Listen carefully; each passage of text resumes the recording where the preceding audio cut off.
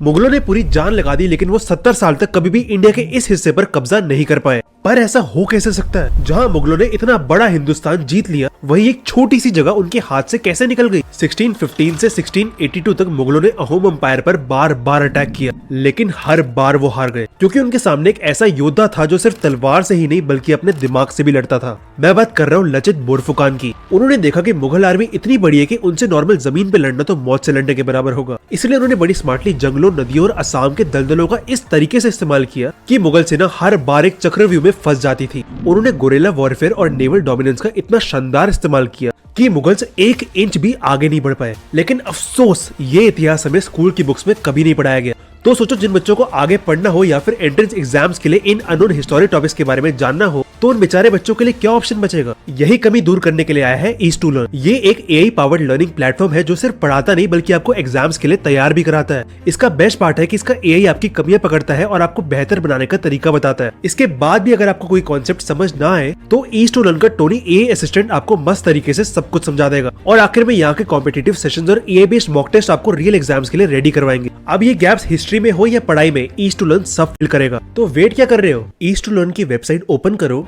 और अगर आप मेरे रेफरल कोड NAV20 से ज्वाइन करते हो तो आपको यूपीएससी, जेईई, नीट और सीए जैसे 180 प्लस एग्जाम कोर्सेज के ऊपर 20% ऑफ मिलेगा। तो अभी ईज टू लर्न डाउनलोड करो और स्मार्टली पढ़ना शुरू करो।